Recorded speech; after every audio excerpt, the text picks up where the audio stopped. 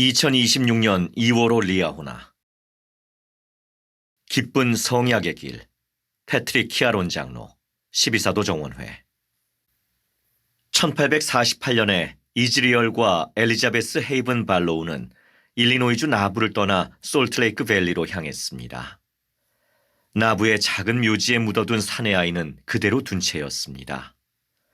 1841년 5월 그들의 첫 아이였던 어린 제임스 너세니얼 발로우는 태어난 지 얼마 되지 않아 세상을 떠났습니다. 솔트레이크 밸리로 떠나던 이즈리얼과 엘리자베스는 아마도 다시는 아들의 무덤을 볼 수 없을 것이라고 생각했을 겁니다.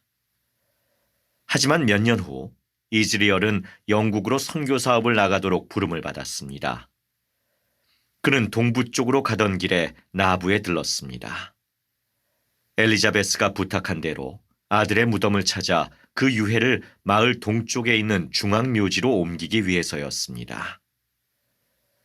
하루 동안 찾아봤지만 아무런 성과가 없어서 이즈리얼은 그 지역의 관리인에게 도움을 청했습니다. 다음 날 그들은 무덤을 찾았습니다. 제임스의 사촌인 메리의 무덤 바로 옆에 있었습니다. 안타깝게도 관은 썩어서 부서진 상태였습니다. 아내에게 보낸 편지에서 이즈리얼은 이렇게 썼습니다. 그래서 나는 돌아섰고 훗날까지 유해를 그대로 두기로 마음을 먹었소. 그런데 그는 무덤에서 얼마 못 가 한 음성을 들었습니다. 그 경험을 회상하며 그는 이렇게 적었습니다. 귀에 들리는 음성은 아니었지만 내 마음속에 너무나 또렷하게 들려서 부정할 수가 없었다오. 그 음성은 아빠, 저를 여기에 남겨두지 마세요라고 말했소.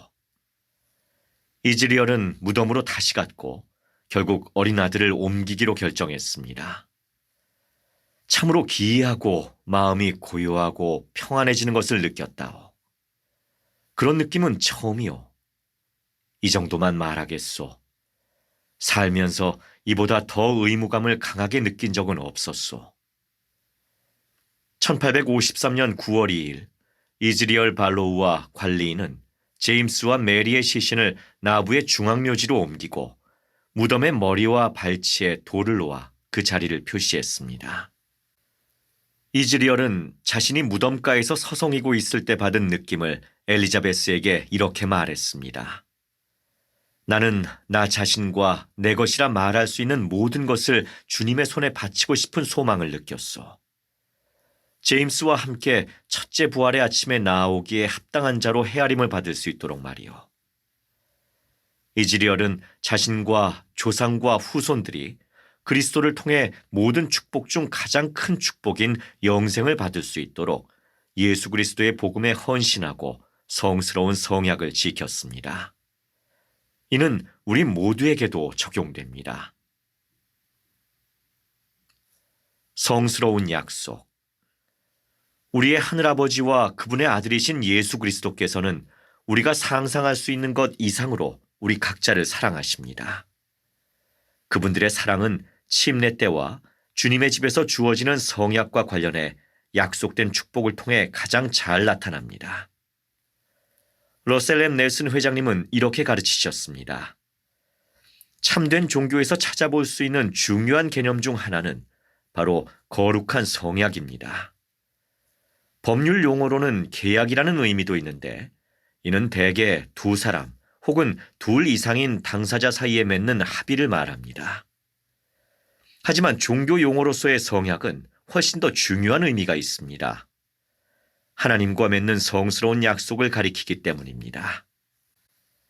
우리가 맺고 지키는 모든 성스러운 약속은 우리에게 축복으로 작용합니다. 하늘아버지와 우리의 구주 예수 그리스도께서는 우리를 당신들께로 더 가까이 이끌고자 하십니다. 그분들은 우리가 배우고 신앙과 이해력이 커지도록 돕고 싶어 하십니다. 그분들은 우리에게 하늘의 권능을 부여하고 싶어 하십니다. 그분들은 치유와 평안을 얻기 힘든 세상에서 우리가 그런 것들을 찾기를 바라십니다. 그분들은 우리가 현세와 내세에서 기쁨을 경험하기를 바라십니다. 그분들은 이 완전한 사랑으로 말미암아 우리에게 당신들과 성약의 유대를 맺도록 기회를 주십니다. 우리는 매주 성찬식에서 그 성약들을 새롭게 결심하는 축복을 받습니다. 우리는 예수 그리스도의 이름을 받들고 그분을 기억하며 또한 그분께서 우리를 위해 지니신 사랑을 기억하는 기쁨 넘치는 축복을 받았기 때문에 감사한 마음으로 성찬을 취합니다. 그분께서는 속죄의 은사, 즉 우리를 위해 고통받고 피를 흘리고 돌아가심으로써 그 사랑을 보여주셨습니다. 또한 성찬은 우리가 매주 기꺼이 그분의 계명을 지키고 성약을 새롭게 하며 새로운 성약을 맺을 수 있는 기회를 갖게 해줍니다. 넬슨 회장님은 이렇게 말씀하셨습니다. 저는 종종 우리가 성찬을 취할 때 침례 때 맺은 성약을 새롭게 한다는 표현을 듣습니다. 그 말도 맞지만 거기엔 그 이상의 의미가 있습니다. 저는 새로운 성약을 맺었습니다. 여러분도 새로운 성약을 맺었습니다. 이제 그에 대한 보답으로 주님께서는 우리가 항상 그분의 영과 함께하게 되리라고 말씀하십니다. 이 얼마나 큰 축복입니까? 회개하고 청결한 마음으로 성찬을 취할 때 우리는 성신을 받고 다시 침례를 받는 것 같이 죄로부터 깨끗하게 됩니다. 이는 예수님이 우리 각자에게 주시는 희망과 자비입니다. 회개하는 것과 그리스도의 구속하시는 사랑을 통해 용서받는 것은 얼마나 기쁜 일입니까? 그분의 기쁨의 집. 넬슨 회장님은 예수 그리스도 후기 성도 교회의 회장이 되신 이후 교회 회장으로서 대중에게 전하신 첫 메시지를 시작으로 성약의 길에 관해 자주 말씀하셨습니다. 이후에 넬슨 회장님은 우리가 회개와 물의 침례를 통해 그 길로 들어서며 그런 다음 우리는 성전에서 더 온전히 그 길에 들어선다고 말씀하셨습니다. 성찬을 취할 때 우리가 맺은 성약과 그에 수반되는 축복을 상기하게 되는 것처럼 성전에서 대리의식을 행할 때에도 마찬가지입니다. 우리는 돌아가신 분들을 위해 대리의식을 행할 때 우리가 맺은 성스러운 약속과 앞으로 받게 될 약속된 축복을 기억합니다. 성약의 길을 통해 우리는 아브라함과 이삭과 야곱 그리고 그들의 후손에게 약속된 모든 축복의 상속자가 됩니다. 아브라함과 이삭과 야곱은 그러한 약속된 축복에도 불구하고 안락한 삶을 살지 못했으며 우리도 마찬가지입니다. 그들처럼 우리도 모든 일에 시험을 받을 때 또한 역경과 징계와 상실을 겪습니다. 그러나 고대의 선지자와 의로운 성도들처럼 우리도 누구를 신뢰할 수 있는지 알고 있습니다. 필멸의 삶은 우리가 존재하는 한순간에 불과합니다. 그 순간은 매우 힘들기도 하지만 영원토록 중요한 것입니다. 그렇습니다. 하늘아버지께서는 우리가 배우고 성장하길 바라십니다. 물론 그러한 성장은 때로 실망과 고통을 수반합니다. 하지만 그분은 우리의 삶이 아름답고 희망차기를 바라십니다. 그리고 우리가 당신께 돌아가는 여정을 수월하게 하기 위해 그분은 구주를 마련해 주셨습니다. 구주께서는 우리가 하늘아버지와 맺은 성약의 보증인이 되십니다. 하늘아버지께서는 성전에서 당신의 자녀들과 맺으신 약속을 예수 그리스도의 속죄를 통해 성취하십니다. 구주께서는 당신의 사랑과 속죄 희생을 통해 우리가 인생에서 마주하게 될 모든 것을 다루고 치유하셨습니다. 그리고 그분의 거룩한 집, 즉 그분의 기쁨의 집이 있기에 역경에도 불구하고 모든 것이 잘 될 것입니다. 성약을 지킴으로써 얻는 유향은 슬픔, 고통, 비탄, 실망을 쓸어버립니다. 우리는 염려하거나 두려워할 필요가 없습니다. 오히려 우리는 구속의 대가가 치러졌고 영생에 이르는 성약의 길이 놓여졌다는 사실에 기뻐할 수 있습니다. 성약의 길은 참으로 구속하는 사랑의 길입니다. 성전에서 맺는 성약을 지킬 때 우리는 더 큰 권능, 더 큰 사랑, 더 큰 자비, 더 큰 이해, 더 큰 희망이라는 축복을 받습니다. 가족들이 성전 인봉을 통해 사랑으로 함께 영원히 결속될 때 그 경이롭고도 장엄한 순간에는 제 영혼이 엄청난 경외심과 기쁨을 느끼고 감사함으로 충만해집니다. 여러분의 삶에서 대격변이 일어날 때 여러분이 맺은 성전 성약 안에서 살아간다면 여러분은 영적으로 가장 안전할 것입니다. 이것은 넬슨 회장님의 권고입니다. 저는 제 인생에서 감미로운 경험과 때로는 쓰라린 경험을 통해 그 말씀이 참됨을 알게 됐습니다. 그들을 본향으로 모으다. 이즈리얼 발로우는 어린 아들에게 마지막 작별 인사를 한 후 아내에게 이렇게 썼습니다. 이제 멀리 떠나면 살아있는 동안 다시는 제임스의 무덤에 오지 못할 것이란 생각에 내 마음은 마치 남아있던 애정을 마지막 한 올까지 짜내는 듯했소. 결국은 애가 끊어지는 듯하여 그의 무덤에 눈물을 쏟아내고 말았다오. 저는 1889년 12월 4일에 더 많은 눈물이, 이번엔 기쁨의 눈물이 흘려졌으리라고 상상해 봅니다.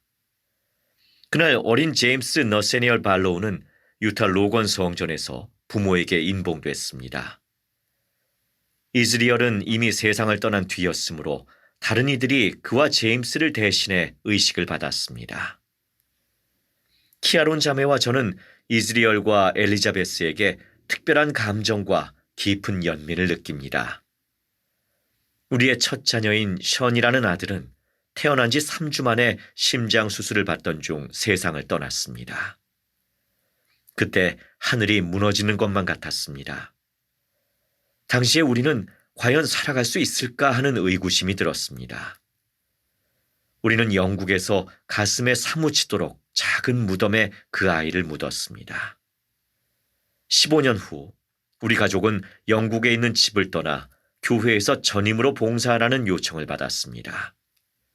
그래서 우리는 그 작은 무덤을 남겨두고 왔습니다. 우리는 서부로 가는 여정 중에 아기를 잃은 것도 아니고 발로우 가족처럼 헤아릴 수 없는 고난을 겪지도 않았습니다. 하지만 우리는 그들이 어떤 일을 겪었는지 조금이나마 이해하게 됐습니다.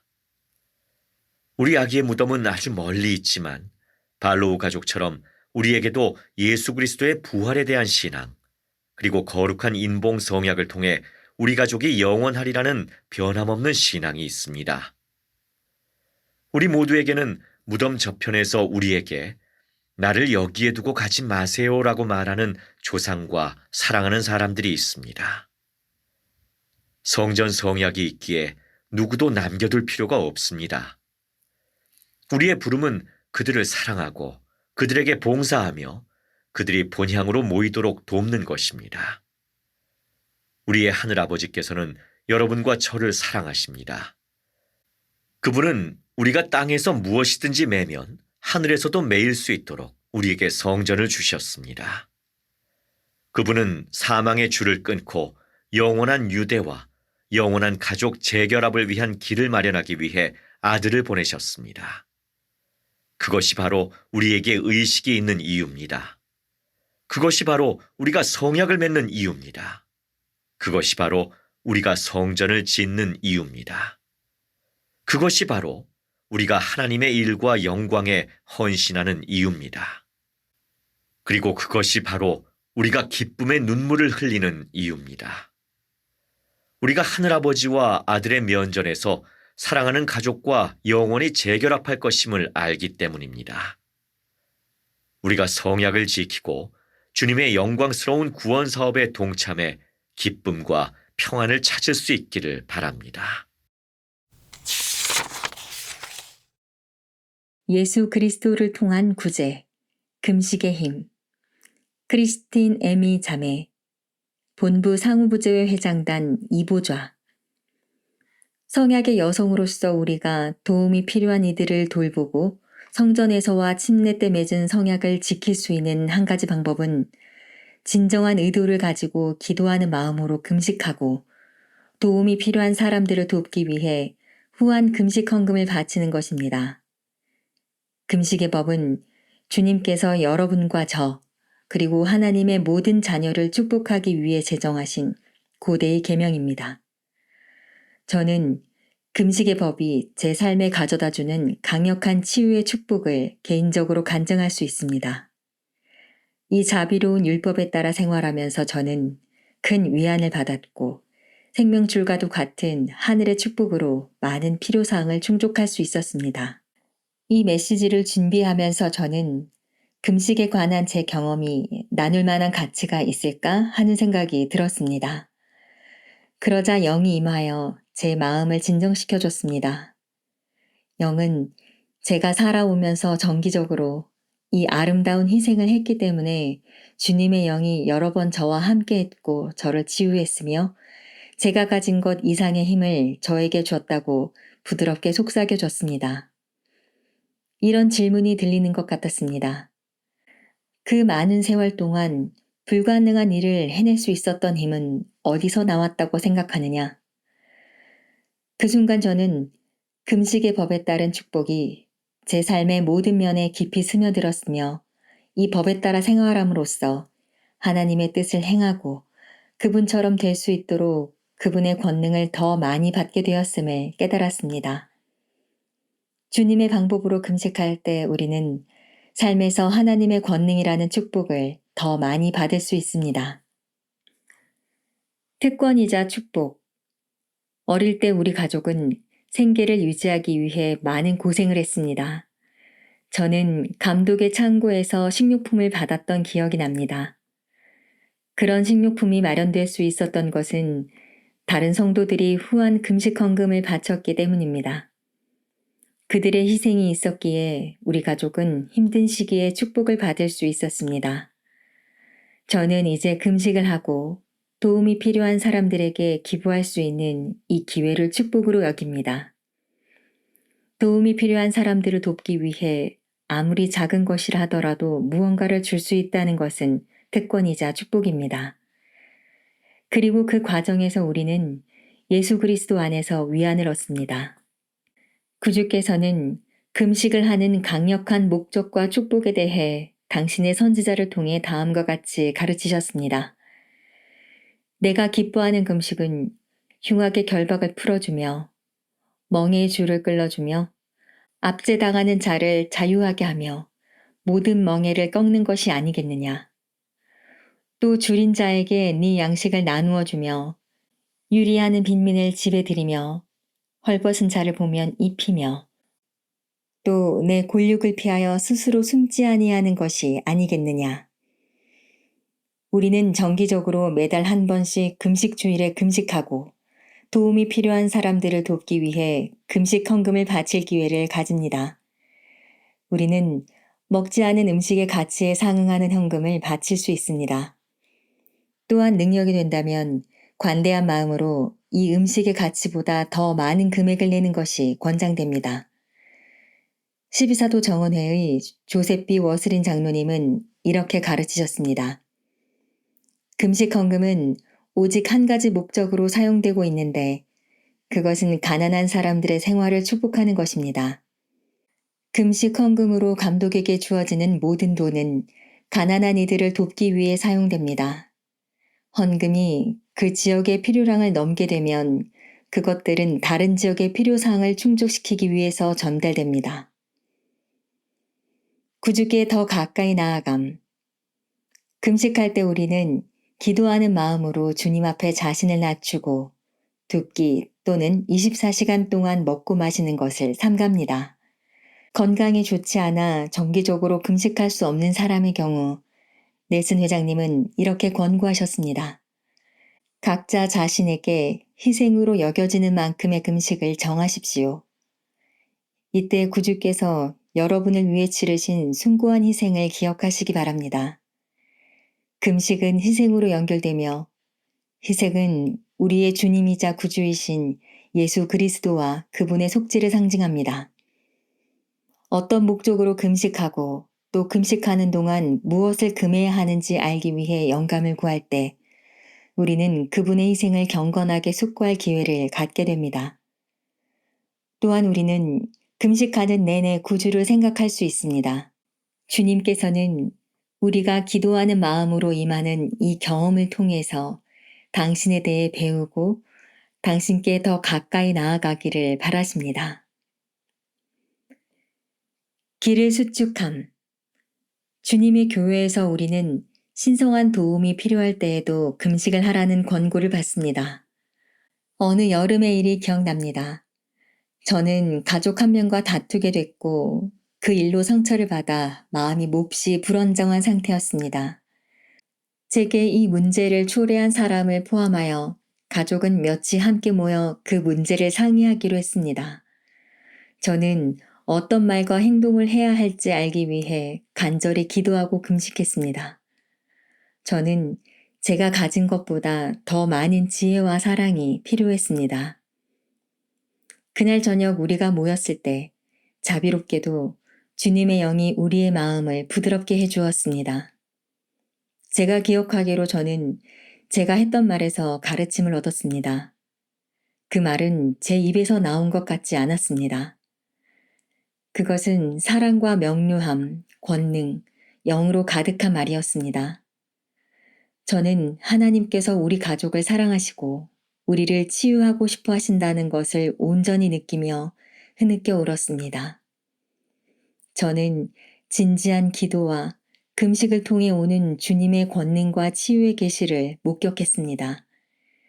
그날 저녁 하늘의 문이 활짝 열렸습니다. 그 경험을 하면서 이사야서에 나오는 금식의 축복이 생각났습니다. 네가 부를 때에는 나 여호와가 응답하겠고 네가 부르짖을 때에는 내가 여기 있다 하리라. 여호와가 너를 항상 인도하며 메마른 곳에서도 내 영혼을 만족하게 하며 너는 물이 끊어지지 아니하는 샘 같을 것이라. 네게서 날 자들이 오래 황폐된 곳들을 다시 세우실 것이며 너는 역대에 파괴된 기초를 쌓으리니 너를 일컬어 무너진 데를 보수하는 자라 할 것이며 길을 수축하여 거할 곳이 되게 하는 자라 하리라. 예수 그리스도는 무너진 데를 보수하고 길을 수축하는 분이십니다. 그분은 모든 슬픔과 마음의 고통을 치유하고 모든 연약함과 죄를 극복할 길을 마련하셨습니다. 우리가 간절한 기도와 금식으로 그분께 의지할 때 그분은 회복하고 고치며 강화해 주실 수 있습니다. 세상에는 절실히 필요한 것들이 많으며 감당하기 벅찬 것처럼 보이는 일들도 아주 많습니다. 여러분은 성약의 여성으로서 진정한 변화를 이루기 위해 무엇을 할 수 있을지 궁금하게 여길 수도 있습니다. 우리가 할 수 있는 한 가지는 목적의식을 가지고 금식의 법에 따라 생활하고 더 나아가 그 법을 사랑하며 도움이 필요한 사람들을 위해 후한 금식 헌금을 내는 것입니다. 그렇게 할 때 저는 주님께서 여러분과 저 그리고 도움이 필요한 당신의 자녀들을 영적 현세적으로 구제해 주실 것임을 압니다. 또한 그분의 방법을 더 잘 알게 되고 하나님과 이웃에 대한 사랑도 커질 것입니다. 우리가 이 복되고 강력한 계명에 따라 살겠다는 결심을 새롭게 할 수 있기를 바랍니다. 우리가 가족에게 줄 수 있는 가장 좋은 것. 산디노 로만 장로, 70인 정원회. 제가 어렸을 때 부모님은 결혼 생활에 어려움을 겪으셨고 그 일은 우리 가족에게도 영향을 미쳤습니다. 그런 사정을 알게 된 어머니의 친구분이 어머니에게 우리 교회에 대해 알아보는 게 어떻겠니? 라고 말씀하셨습니다. 어머니는 자신과 남편이 그럴 준비가 돼 있지 않다고 말씀하셨습니다. 그러자 친구분이 그럼 내가 너희 아이들을 데리고 가는 건 어떨까? 라고 말씀하셨습니다. 당시 저는 5살이었고 제 누나는 8살이었습니다. 그 선한 친구분은 저와 누나를 몇 년 동안 교회로 데려가셨습니다. 저는 예수 그리스도의 회복된 복음이 주는 기쁨을 경험한 것이 기억납니다. 간증이 커지면서 저는 부모님이 언젠가 복음에 대해 배울 수 있도록 기도하고 또 염원했습니다. 누나가 침례를 받기로 결정하자 부모님은 교회에 대해 조금 알아봐야겠다고 느끼셨습니다. 부모님이 복음의 참됨에 대해 배우기 시작했을 때 저는 부모님의 마음에 변화가 생기는 것을 알아차렸습니다. 부모님은 겸손해지셨고 복음을 받아들이게 됐습니다. 부모님이 교회에 들어오시고 1년이 지났을 때 저는 8살이 됐고 아버지께서 제게 침례를 주셨습니다. 하늘아버지께서 제 기도를 듣고 응답해 주신 것입니다. 그로부터 3년 후 멕시코시티 성전이 헌납됐습니다. 저는 가족과 함께 그곳에 갈 기회가 있었습니다. 우리는 아름다운 제단에 무릎을 꿇고 영원한 인봉을 받았으며 예수 그리스도와 그분의 복음이 가져다주는 약속과 희망으로 기뻐했습니다. 세월이 흘러 아내와 저는 바로 그 주님의 집에서 인봉됐습니다. 첫아이가 태어났을 때가 생각납니다. 딸을 품에 안았던 그 애정어린 순간, 저는 어린 딸의 순수함에 숨이 멎는 것 같았습니다. 저는 그 아이의 아버지로서 딸을 보호하고 부양하며 제가 줄 수 있는 가장 좋은 것을 딸에게 가르치고자 하는 소망과 부성애로 가슴이 벅차올랐습니다. 제 딸이 이제 막 들어온 이 타락한 세상의 환경을 생각했을 때 제 마음속에 강렬한 희망과 책임감이 자라났습니다.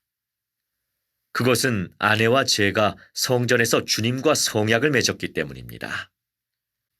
저는 딸에게 그리고 결국엔 제 모든 자녀에게 제가 가르칠 수 있는 가장 좋은 것은 예수 그리스도의 복음이라는 사실을 깨달았습니다. 그것이 바로 주님께서 태초부터 우리에게 하신 일입니다. 성스러운 책임. 주님께서는 아담에게 다음과 같은 것들을 자녀에게 가르치라고 명하셨습니다. 모든 사람은 어디에 있든지 반드시 회개해야 하며 그렇지 아니하면 그들은 결단코 하나님의 왕국을 기업으로 받을 수 없음이니라. 그러므로 내가 네게 계명을 주노니 네 자녀들에게 자유롭게 이 일을 가르치라. 이르되 너희는 반드시 물과 성령으로 하늘의 왕국에 다시 태어나 피, 곧 나의 독생자의 피로써 깨끗하게 돼야 하나니 그리하여 너희가 모든 죄에서 성결하게 되어 이 세상에서는 영생의 말씀을 장차 올 세상에서는 영생을 누리게 하려 함이니라. 이제 보라, 내가 네게 이르노니 이것이 만민에게 주는 구원의 계획이니라. 가정은 예수 그리스도의 복음에 관해 배울 수 있는 최고의 환경입니다. 델린 H. 옥스 회장님은 이렇게 가르치셨습니다. 이상적인 상황은 서로 다른 은사를 지닌 아버지와 어머니가 계셔서 자녀들이 성장하도록 인도해 주시는 것입니다. 그러나 이상적인 상황이 아니더라도 우리는 여전히 자녀들에게 그리스도의 교리를 가르칠 수 있습니다. 또한 예수 그리스도의 속죄를 받아들이고 삶에 적용하는 것의 중요성을 가르칠 수 있습니다. 그러면 바라건대 복음이 그들의 마음에서 싹을 틔울 것입니다. 우리는 복음을 통해 자녀가 선과 악의 차이를 배우도록 가르칠 수 있습니다. 때로 그들은 쓴 것을 맛보고 선을 소중히 여길 줄 알아야 할 것입니다. 우리의 자녀는 배우는 과정에서 스스로 선택 의지를 행사하는 자가 됩니다. 그들은 우리가 가르치는 것을 따를 수도 있고 따르지 않기로 결정할 수도 있지만 이 성스러운 책임을 수행하는 일에서 우리는 혼자가 아닙니다. 성신의 은사. 주님께서는 우리가 예수 그리스도를 믿고 회개하고 침례를 받으면 성신의 은사를 받게 되리라고 말씀하셨습니다. 이것은 우리가 받을 수 있는 가장 큰 축복 중 하나입니다. 우리를 깨끗하게 하고 성결하게 하며 우리의 본성을 훌륭하게 변화시켜줄 더 위대한 동반자는 없습니다. 성신은 우리를 더욱 성스럽고 온전하며 하나님과 같이 되게 합니다. 성신이 참으로 하나님께서 주시는 축복이자 귀중한 은사라는 사실을 자녀와 사람들이 알도록 돕기 위해 우리가 할 수 있는 일을 다 해야 합니다. 성신은 우리 안에 거하도록 주어지나니 곧 하늘의 증거, 보혜사, 불멸의 영광의 평화로운 것들, 만물에 대한 진리, 만물에게 생명을 주어 만물을 살리게 하는 것, 만물을 아는 것입니다. 우리가 가족을 위해 할 수 있는 가장 좋은 일 중 하나는 그들이 평생 하나님께 의지하고 변함없이 성신의 지속적인 동반을 유지하는 법을 배우도록 돕는 것입니다. 모든 노력을 기울일 만한 가치가 있다. 저는 예수 그리스도의 복음에 대한 지식에 감사드립니다. 저는 아내와 제가 이 지식과 복음의 축복을 우리 자녀와 다른 사람들에게 전할 책임과 특권을 지닌 것에 감사드립니다. 이것은 지속적인 과정입니다. 아내와 저는 여전히 자녀들을 가르치려 노력하고 있으며 자녀들은 하나님께서 주신 선택 의지에 따라 스스로 결정을 내리고 있습니다. 자녀들에게 계속해서 이러한 것들을 아낌없이 가르치는 것은 우리가 그들을 위해 할 수 있는 최선의 일이며 모든 노력을 기울일 만한 가치가 있는 일입니다. 저는 이 사실을 경험을 통해 압니다. 저는 구주와 그분의 복음을 통해 저와 제 욕구가 어떻게 정제되었는지 목격했습니다. 그렇지 않았다면 제가 어떻게 됐을지 상상할 수도 없습니다. 멕시코 한복판의 작은 시골 마을에서 자란 우리 가족이 회복된 복음을 알지 못했다면 어떻게 됐겠습니까? 솔직히 복음을 알지 못하는 제 자신의 모습은 상상이 가지 않습니다. 하늘에 계신 우리 아버지와 구주처럼 완전해지도록 노력하고 사랑하는 이들에게도 그렇게 하도록 격려하라는 구주의 권유를 받아들이는 것은 모든 노력을 기울일 만한 가치가 있습니다. 그렇게 할 때 우리는 결국 그분들처럼 거룩하게 될 것입니다. 그리고 이 삶에서 가혹함과 역경, 부당함을 경험하더라도 예수 그리스도의 속죄를 통해 소망을 얻을 수 있습니다. 그분의 복음 의식과 성약은 우리와 우리 가족을 그분과 우리의 하늘아버지께 결속시켜 줍니다. 그분들은 우리의 영원한 행복을 위해 가능한 모든 일을 행하셨습니다. 우리 자녀와 사랑하는 이들이 예수 그리스도의 복음대로 생활하도록 우리가 최선의 노력을 다해 도울 수 있기를 바랍니다. 이것이 바로 우리가 지금 그리고 영원히 그들에게 줄 수 있는 가장 좋은 것입니다. 여러 세대에 걸쳐 가족 역사 사업에 담긴 약속. 미셸 데니스 크리스텐슨. 아버지가 돌아가셨을 때 나는 여러 주 동안 슬픔에 잠겼다. 그 후로도 몇 달 동안은 그런 슬픔이 불쑥불쑥 찾아오곤 했다. 그 슬픔의 시기에 가족 역사는 놀라우리 많지 위안을 주는 원천이 됐다. 내가 한 곳이라고는 사진과 추억에 관한 짤막한 글을 familysearch.org에 업로드하는 것이 전부였다. 그중 다수가 아버지가 아닌 다른 사람들에 관한 것이었다. 그 일을 하면서 위안과 영원한 관점, 그리고 하늘아버지의 구원의 계획과 예수 그리스도의 속죄에 대한 더 강한 간증을 얻게 됐다. 나는 가족 역사를 통해 힘과 치유를 얻었다. 가족 역사 사업을 통해 위안과 회복 탄력성을 찾을 수 있는 3가지 방법을 나누고자 한다. 1. 가족 역사 사업의 약속을 찾는다. 우리가 가족 역사 조사를 하는 이유는 무엇일까? 제1회장단 제1보좌인 델린 H. 옥스 회장님은 이렇게 가르치셨다. 우리 하나님 아버지께서는 그분의 모든 자녀가 그분과 구주께서 거하시는 회의왕국으로 돌아오기를 바라십니다. 우리는 그런 일이 일어나도록 돕기 위해 가족 이름을 수집하고 조상을 위한 성전의식을 행한다. 12사도 정원회의 데일지 레넌드 장로님은 이렇게 말씀하셨다. 하나님께서 우리에게 한 가지 일을 명하실 때 여러 가지 목적을 염두에 두신 경우가 많습니다. 가족 역사와 성전 사업은 죽은 자를 위한 것이지만 산자에게도 축복을 가져다 줍니다.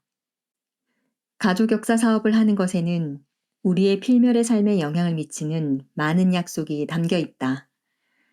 여기에는 예수 그리스도에 대한 더 큰 간증, 유혹에 저항하는 더 큰 힘, 자신과 가족의 치유 등이 포함된다. 여러분에게 기적이나 축복이 필요하다면 가족 역사가 도움이 될 수 있다. 샘과 베시는 가족 내에서 그런 기적을 경험했다. 그들에게는 여러 해 동안 관계가 소원해진 자녀가 있었다. 그들은 랜런드 장로님의 가족 역사와 성전 사업, 인본과 치유라는 말씀에서 영감을 받아 매주 일요일 시간을 가족 역사 사업을 하는데 쏟기로 했다.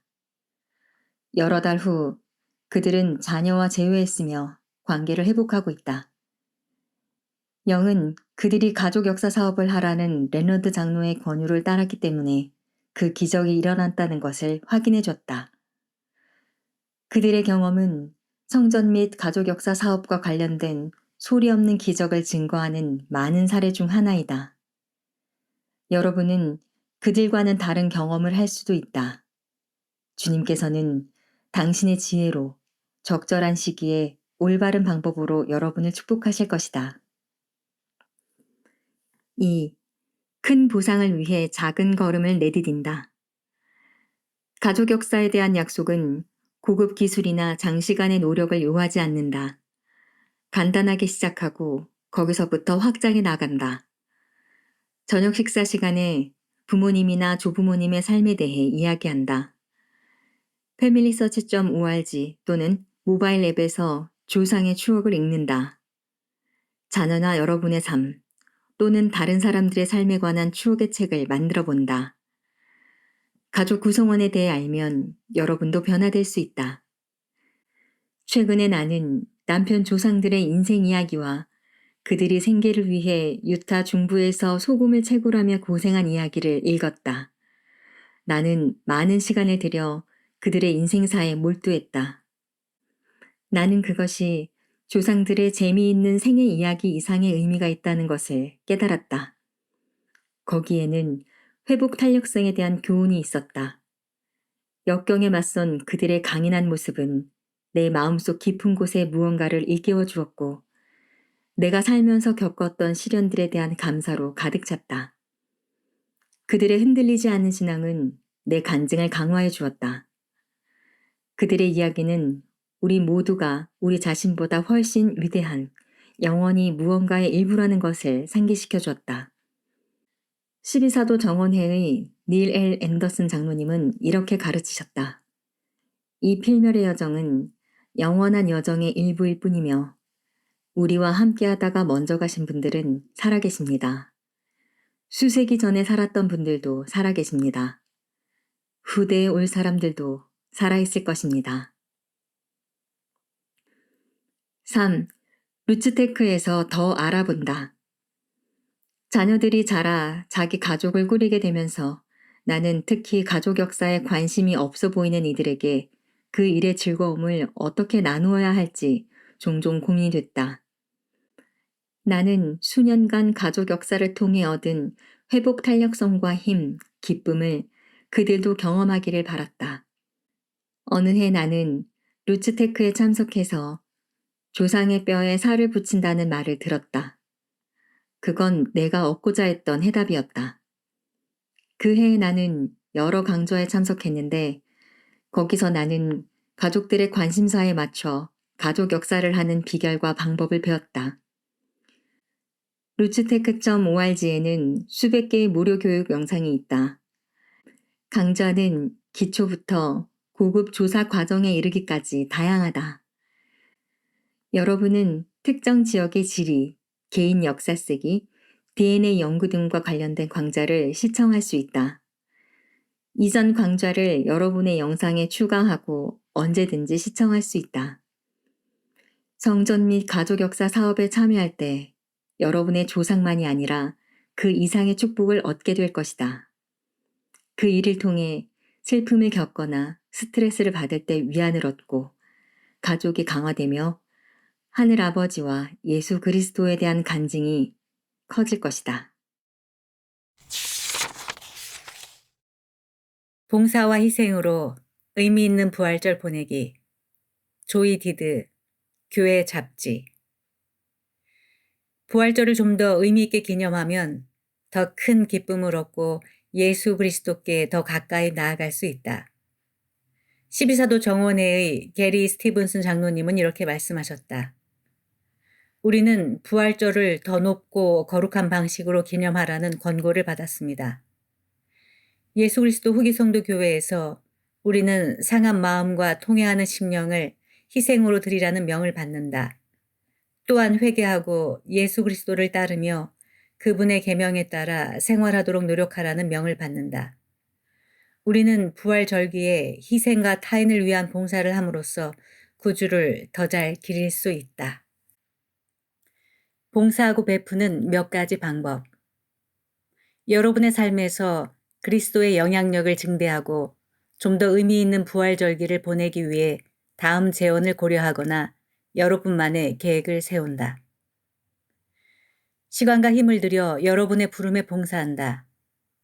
너희가 너희 이웃을 섬길 때 너희는 다만 너희 하나님을 섬기고 있는 것이니라. 모사이아서 2장 17절. 불평하기를 그친다. 모든 일을 원망과 시비가 없이 하라. 빌립보서 2장 14절. 좋은 일에 돈을 기부한다. 너희가 너희 재물을 가난한 자에게 나누어 주는 만큼 너희는 그것을 주님께 행하는 것이 되리라. 규리와 성약 42편 31절.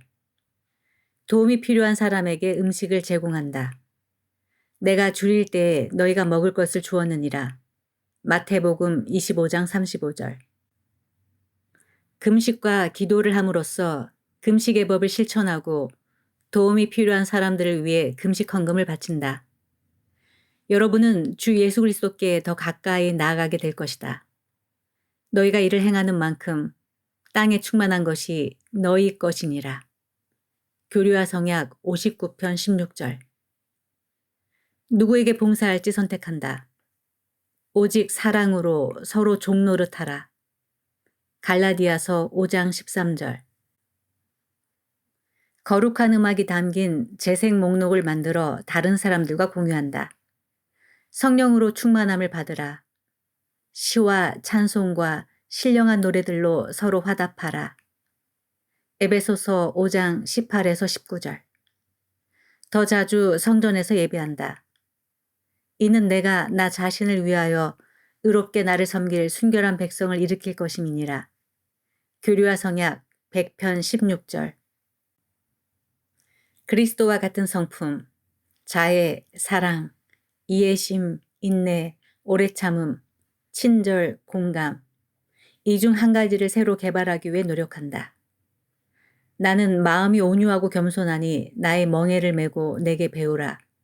그리하면 너희 마음이 쉼을 얻으리라. 마태복음 11장 29절. 누군가를 용서한다. 용서하라. 그리하면 너희가 용서를 받을 것이요. 누가복음 6장 37절. 현지 푸드뱅크나 지역 사회단체에서 자원봉사를 한다. justserve.org에서 봉사할 곳을 찾아본다. 모든 이에게 착한 일을 할지니라. 갈라디아서 6장 10절. 교회에 일찍 가서 성찬을 취할 준비를 한다. 너희가 성찬을 취할 때 너희를 위하여 버린 내 몸과 너희 죄사함을 위하여 흘린 내 피를 아버지께 기념하면서 내 영광만을 전념하여 구하면서 행하라. 규류야 성약 27편 2절. 부활에 관해 공부한다. 현세적 사망이라 일컫는 사망이 있나니 그리스도의 죽으심이 이 현세적 사망의 줄을 푸실 것이라. 모두가 이 현세적 사망에서 일으킴을 받으리라. 엘마서 11장 42절. 그분은 기쁨이시다. 희생하시고 빛을 발산하시는 예수 그리스도의 모범을 따른다면 우리는 그분과 더 가까워지고 더 행복해질 것이다. 러셀 M. 넬슨 회장님은 이렇게 말씀하셨다. 기쁨은 하나님으로부터 오며 그분으로 말미암아 옵니다.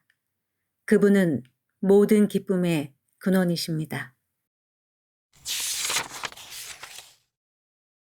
막달라 마리아, 사랑과 의문. 테드 반스, 교회 교육과정 개발부. 구주께서 돌아가신 지 사흘째 되는 날 이른 아침, 막달라 마리아는 어떤 심정으로 그분의 무덤에 갔을까? 그녀는 무엇을 알고 있었으며 아직 이해하지 못한 것은 무엇이었을까? 우린 확실히 알지 못한다. 하지만 요한복음 20장에 기록된 단순하면서도 섬세한 그녀의 경험담에서 단서를 찾을 수 있다. 그리고 충실한 그리스도의 제자인 마리아에게서 배우는 교훈은 우리가 걸어가는 제자의 길에도 교훈과 영감이 될 것이다. 아직 어두울 때 이 이야기에서 제일 먼저 눈에 띄는 점은 마리아가 해가 뜨기도 전에 일찍이 무덤에 갔다는 사실이다. 요한은 마리아가 어떤 연유로 그곳에 갔는지를 언급하지 않았다. 마가와 누가의 기록에 따르면 마리아와 몇몇 여성들은 예수님의 시신의 향유를 바르고자 했지만 안식일이 지날 때까지 기다려야 했다. 마태는 그들이 무덤을 보려고 갔다고만 간단히 언급한다. 이유가 무엇이었든 마리아와 그 일행들은 최대한 일찍 그곳에 가려 했던 것 같다. 불과 며칠 전 사랑하는 주님께서 십자가에 달려 고통받고 돌아가시는 모습을 지켜보는 것은 가슴 아픈 일이었을 것이다. 아마도 앞날이 불확실하고 암담하며 두렵게 여겨졌을 것이다. 하지만 마리아는 암담한 기분에 갇혀 있지 않았다. 그녀는 예수께서 자신에게 빛의 근원이 되심을 알았다. 그분은 전에 암담한 처지에 있던 자신을 구해주신 적이 있었다. 그래서 그녀는 간절한 마음으로 구주께서 지상에 남기신 유일한 흔적인 그분의 무덤으로 향했다. 말하자면 마리아는 자신의 길에서 어둠이 물러나고 빛이 비칠 때까지 앉아있지 않았다. 그녀는 어둠 속에서 신앙의 발걸음을 내디딘 것이다. 우리가 알지 못하겠다. 마리아가 처음 무덤에 왔을 때에는 상황을 정확히 이해하지는 못했다. 사실 그녀가 그곳에서 본 광경은 더 많은 의문과 혼란을 불러일으켰다. 무덤을 막은 돌이 어떻게 옮겨졌을까? 왜 예수님의 시신이 무덤에 없는 걸까? 그분은 어디에 계시는 걸까? 이 질문들의 해답은 지금의 우리에게는 명확하고 영광스러운 것이다. 하지만 당시 마리아에게는 그렇지 않았다. 자신이 본 광경을 이해하고자 했던 마리아는 이런 결론을 내렸다. 사람들이 주님을 무덤에서 가져다가 어디 두었는지 우리가 알지 못하겠다. 그런 다음 그녀는 베드로와 요한에게 달려가 도난 사실을 알렸다. 마리아는 여전히 염려가 가득한 채 다시 무덤으로 왔다. 그곳에서 그녀는 예수님의 시신을 뉘었던 자리에 두 천사가 앉아있는 것을 보았다. 그것은 신성한 일이 일어나고 있다는 분명한 증거였다. 하지만 마리아는 예수님의 시신을 도둑 맞았다는 잘못된 생각을 계속 이야기했다. 마리아는 무덤 밖에 서서 인상적인 것은 마리아가 무덤을 떠나지 않았다는 점이다. 풀리지 않는 온갖 의문에도 불구하고 그녀는 그곳에 남아 있었다. 눈물을 흘리며 안을 들여다보고 끊임없이 질문을 던졌다. 그녀가 그곳에 남은 것은 모든 것을 이해했기 때문이 아니라 주님을 사랑했기 때문이었다. 그 불확실한 상황에도 불구하고 마리아가 구주를 사랑한다는 사실에는 변함이 없었다. 그녀가 무덤으로 갈 수 있었던 동력은 지식이 아니라 사랑이었으며 그곳에 계속 머물러 있게 한 힘도 사랑이었다. 그리고 계속 머물러 있었기에 그녀는 자신에게 필요한 응답이 마침내 왔을 때 그것을 받을 수 있는 적절한 때와 장소에 있었던 것이다. 마리아야. 마리아는 점진적으로 상황을 이해하게 되었다. 마리아는 부활하신 구주께서 동산에 서 계신 것을 보았다. 그녀는 그분께 말씀드렸고 그분도 그녀에게 말씀하셨다. 하지만 처음에는 그분을 알아보지 못했다. 예수께서 마리아의 이름을 부르시고 나서야 마리아는 그분이 누구인지 알게 되었다. 왜 그랬을까? 구주께서 마리아의 이름을 부르신 것이 그녀가 눈으로 보고 귀로 들은 것보다 더 강력한 구주의 증거가 된 이유는 무엇일까? 마리아는 예수님의 생김새를 알고 있었다. 그리고 그분의 음성도 알고 있었다. 그러나 그녀와 구주의 관계는 그보다 훨씬 깊은 것이었다. 그녀는 그분을 알고 있었다. 그녀는 수년 동안 그분을 따르고 그분의 음성을 듣고 그분의 권능으로 치유되는 등 그분과 개인적인 관계를 쌓아왔다.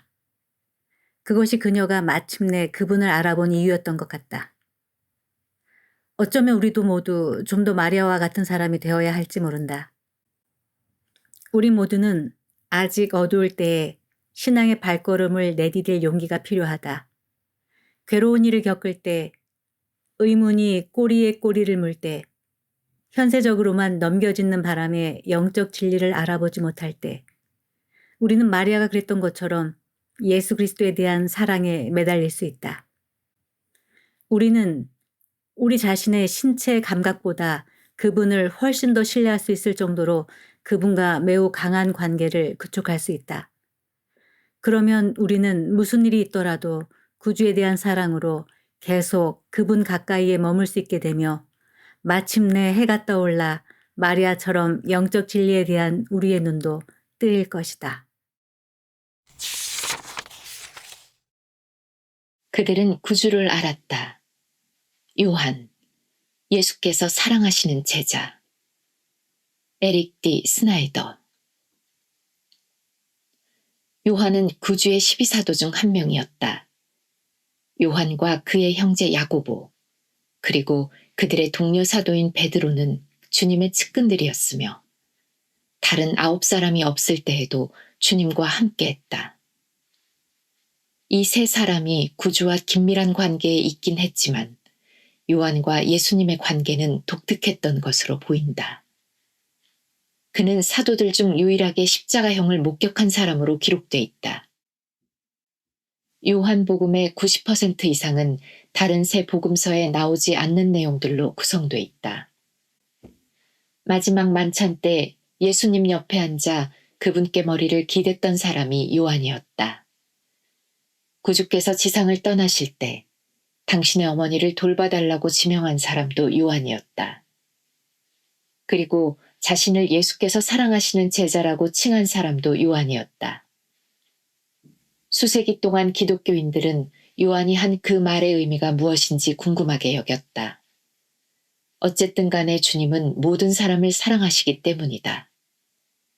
70인정원의 칼리 허스트 장로는 이렇게 말했다. 저는 요한이 예수님의 사랑을 온전히 느꼈기 때문에 그렇게 표현했다고 생각하고 싶습니다. 허스트 장로는 이를 니파이가 언급한 나의 예수와 유사하다고 말했다. 이는 유일무이하게 느껴질 만큼 너무나 깊고 개인적인 유대감을 의미할 것이다. 그런 관점에서 볼 때 우리는 모두 주님에 대해 배우고 그분께 더 가까이 나아가면서 예수께서 사랑하시는 제자가 되기 위해 노력할 수 있다. 더 큰 사랑. 사랑은 요한의 기록에서 반복적으로 등장하는 주제이다. 영어로 사랑이라는 단어는 요한복음에 57번 나온다. 이는 다른 세 복음서를 합친 것보다 더 많은데 그 이유 중 하나는 요한이 사랑에 대한 구주의 가르침을 다른 복음서보다 더 많이 인용했기 때문이다.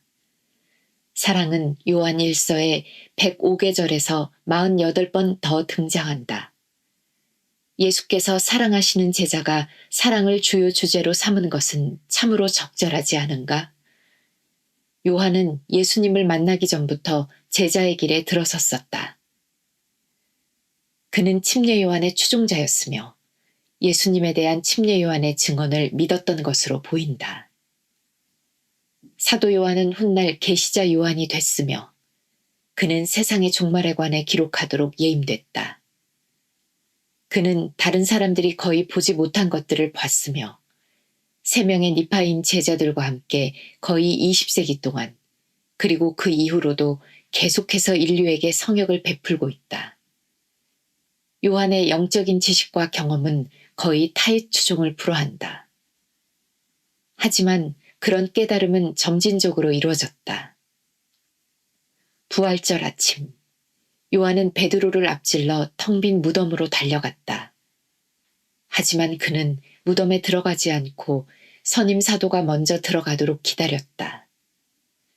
요한은 그 순간에 비로소 자신과 베드로가 부활을 믿었다고 3인칭 시점으로 기록했다. 그들은 성경에 그가 죽은 자 가운데서 다시 살아나야 하리라 하신 말씀을 아직 알지 못했기 때문이다. 주님의 가장 가까운 친구이자 가장 신뢰하는 의논 상대 중 한 명이며 예수께서 사랑하시는 제자였던 요한이 텅 빈 무덤을 보기 전까지는 예수님의 사명을 온전히 이해하지 못했다면 우리는 이해력이 부족한 우리 자신에게 관대해야 한다. 요한의 생애와 끝이 없는 그의 사명은 특히 제자들에게조차 구주를 알아가는 과정이 계속 진행 중임을 상기시켜 준다. 니고데모, 그리스도의 진리를 알고자 하다. 기미 바달, 교회 잡지. 니고데모의 생애에 관해서는 신약전서에 상세히 기록되어 있지는 않다. 우리는 그가 바리새인이자 유대인의 지도자였다는 사실을 알고 있다. 그는 사내들인에 참여할 자격이 있었으므로 부유한 사람이었을 것이다. 이러한 특징은 그가 유대 사회에서 높은 지위에 있었음을 나타낸다. 그럼에도 불구하고 제자로서의 헌신 정도는 여전히 베일에 쌓여 있다. 그는 예수님을 비밀리에 따랐던 제자였을까? 아니면 아예 제자가 되지 않았을까? 그는 예수님이 메시아라고 믿었을까? 자신의 지위와 세속적인 동료들의 유혹 탓에 제자의 길을 받아들이지 못했을까? 경전에는 그런 내용이 나오지 않는다.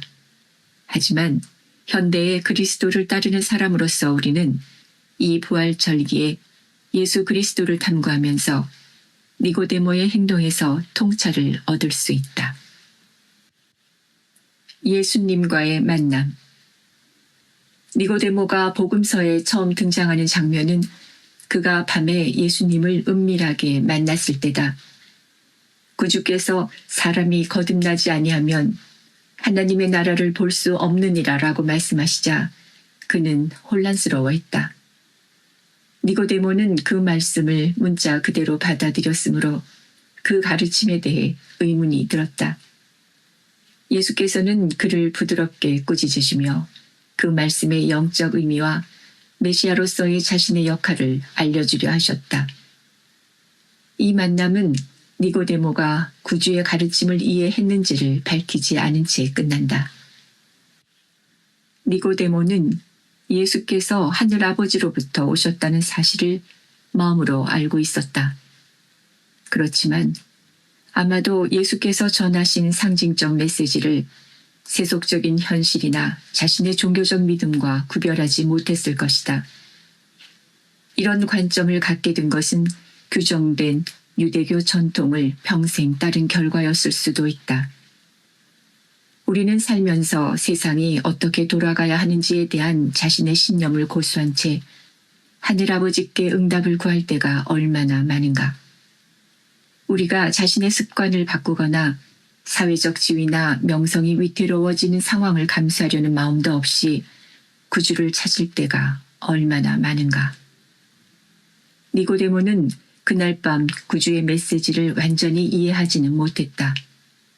하지만 그분을 만남으로써 이해를 향한 한 걸음을 내디뎠고 그것은 중요한 의미가 있다. 12사도 정원회의 회장 대리인 제프리 R. 홀랜드 회장은 우리가 선을 행하려는 열망을 갖고 그렇게 되고자 노력할 때 그에 상응하는 축복을 받을 것이라고 말했다. 진리를 수호함. 니고데모는 그리스도의 모든 가르침을 완전히 이해하지는 못했을지라도 자신이 알고 있는 진리를 고수했다.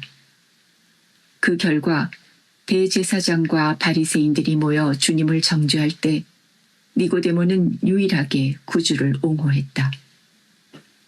우리의 율법은 사람의 말을 듣고 그 행한 것을 알기도 전에 심판하느냐? 니고데모는 그렇게 말했다. 그는 동료들의 적개심을 자극할 수도 있다는 것을 알면서도 그런 말을 한 것이다. 그들은 너도 갈릴리에서 왔느냐? 라고 조롱하며 찾아보라. 갈릴리에서는 선지자가 나지 못하느니라 라고 말을 했다. 니고데모처럼 우리도 우리가 옳다고 알고 있는 진리를 옹호할 때 반대에 부딪힐 수 있다. 하지만 어쨌든 우리가 옹호한다는 것이 중요하며 특히 예수 그리스도에 대한 간증에 관한 일이라면 더욱 그렇다. 부활절 예물. 때로는 말보다 행동이 더 중요하다. 그리스도께서 고통스럽게 십자가에 못 박히신 후 니고데모는 그분의 매장을 도왔다. 그는 돌아가신 구주를 기리기 위해 값비싼 모략과 침향을 가져와 그분의 시신을 무덤에 안치할 준비를 했다. 경전에는 이 부분 외에는 더 이상 니고데모에 관한 언급이 없으므로 우리는 그가 그리스도를 온 마음으로 따랐는지는 알 수 없다. 그러나 예수 그리스도와 그분이 우리를 위해 하신 모든 일을 기념하는 이 부활 절기를 준비할 때 우리는 자신의 예물, 즉 기꺼이 하고자 하는 마음과 동요하는 심령으로 그분께 나아갈 수 있다.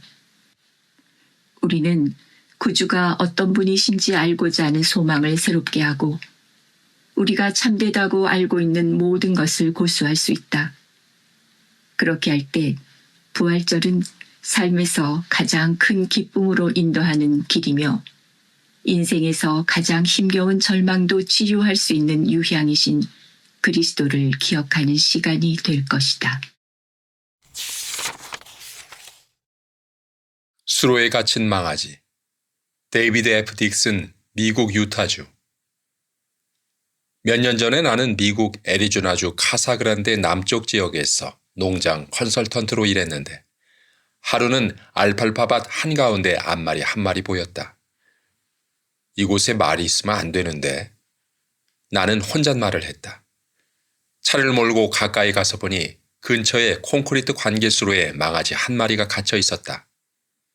생후 1, 2일 정도로 보이는 그 망아지는 너무 작아서 수로 밖으로 뛰어나오지 못했고 그 안에 갇힌 신세가 되었다. 내가 망아지에게 다가가자 들판에 있던 앞말이 동요하기 시작했다. 나는 마른 수로로 뛰어들어 망아지에게 차분하게 말을 건네고 쓰다듬어 준 다음 녀석을 들어 올려서 수로 뜨기에 내려놓았다. 그는 어미에게 가는 대신 다시 수로로 뛰어들었다. 나는 녀석의 오른쪽 뒷다리를 잡고 다시 수로 밖으로 들어올린 다음 그에게 어미 쪽을 가리켜 보였다. 그는 재빨리 몸을 돌려 다시 수로로 들어가려고 했다. 나는 또다시 녀석을 붙잡아 안고 어미에게로 가면서 다시 부드럽게 이야기했다. 내가 그를 남겨두고 뒷걸음질을 치기 시작하자 그가 나를 따라왔다. 나는 다시금 그에게 어미를 가리키며 안 돼, 넌 엄마에게 가야 해 라고 말했다. 그러자 놀라운 일이 일어났다.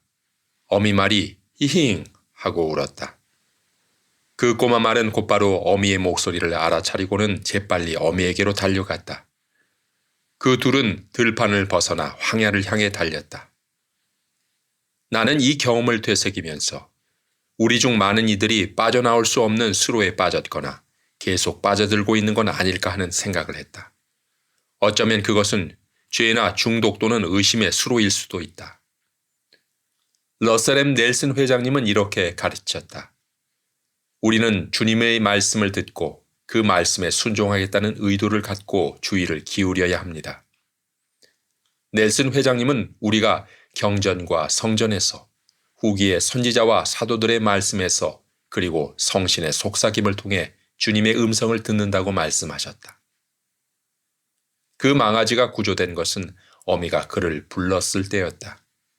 그는 어미의 목소리를 알아듣고 어미를 따라갔다. 선한 목자께서는 우리를 부르고 계신다. 우리가 그분의 음성에 귀 기울이고 그분을 따른다면 우리가 넘어질 때 그분은 우리를 일으켜 세우시고 치유해 주시며 우리를 집으로 인도하실 것이다. 봉사, 우리의 가장 큰 기쁨. 마르코 안토니오 벨레스 데 빌라 고메즈, 페루 리마. 페루에서 코로나19가 한창 유행하던 시기에 안정된 직장을 다니는 사람들은 여전히 수입이 있었다. 하지만 다수의 페루인은 길거리에서 물건을 파는 자영업자들이었다. 많은 사람들이 격리 정책 때문에 집 밖을 나갈 수 없었으므로 일을 하지 못했다. 어느 날 일단의 무용수들이 악단을 대동하고 우리 동네로 와서 길거리 공연을 하기 시작했다. 이웃들은 현관문으로 나와 그들에게 동전을 던져주었다. 돈이 없는 사람들은 그들에게 음식을 주었다. 그처럼 궁핍한 사람들을 보니 마음이 아팠다. 내 가족은 넉넉하진 않았지만 그들보다는 형편이 나았다. 우리는 할 수 있는 한 그들을 도왔다. 그 경험을 하면서 나는 주님께서 우리를 아시며 우리의 필요사항도 아신다는 사실을 깨달았다. 그 경험은 내가 감독 부름을 수행하는 데에도 도움이 됐다. 하나님의 자녀들을 돌보는 막중한 책임을 안고 그 부름을 수행하면서 나는 다른 부름에서 봉사할 때는 느껴보지 못한 무언가를 느꼈다. 코로나 대유행이 끝나 다시 직장 근무를 하게 되면서 나는 저녁 8시 무렵에 귀가하는 일이 잦았다. 그런 다음 예배당으로 가서 권고와 성역이 필요한 사람들과 접견을 하곤 했다. 때로는 접견이 늦은 시간까지 계속되기도 했다. 성역을 하면서 나는 주님께서 당신의 자녀들을 얼마나 사랑하시는지를 느꼈다. 그것은 전에는 느껴보지 못한 놀라운 느낌이었다. 때론 울면서 집으로 돌아오기도 했다. 어떤 때는 피곤하고 기운이 없었다. 하지만 감독으로 봉사하는 동안 주님께서 나를 지지해 주셨다. 아내도 나를 지지해 줬고 내가 주님께 봉사하는 모습을 내 아이들이 볼 수 있어서 감사했다. 나는 또한 지도자들이 우리를 얼마나 사랑하시는지를 알게 됐다. 감사하게도 그 지식 덕분에 내 간증도 커졌다. 그리고 나에게 자애의 은사를 축복해 주신 주님께 감사드린다. 나는 내가 받을 자격도 없는 봉사의 기회를 하나님께서 주셨다고 느낀다. 종종 왜 나일까 하고 자문해 보기도 했다. 나는 주님께서 나를 사랑하신다는 것을 알게 됐다. 그리고 내가 깨닫지 못한 내 안의 무언가를 그분께서는 보셨다는 것을 알게 됐다. 주님께 봉사할 때 우리가 잃는 것은 아무것도 없다. 나는 우리가 그분의 교회를 통해 참여할 수 있는 모든 활동 가운데 가장 큰 기쁨을 가져다 주는 것은 바로 봉사하는 일, 타인에게 성역을 베푸는 일, 어려운 시기에 주님의 손이 되는 일임을 안다. 왜 이런 속삭임이? 스테븐 T. 시블, 미국 오리건주. 나는 미국 캘리포니아주 콩코드에 있는 고등학교에서 생물, 생명과학, 미술을 가르쳤다. 방과 후에는 대학 학점을 받을 수 있는 상급반 미술 수업을 했다. 또한 샌프란시스코만 지역의 귀중한 예술품을 보기 위해 학생들과 함께 견학도 갔다.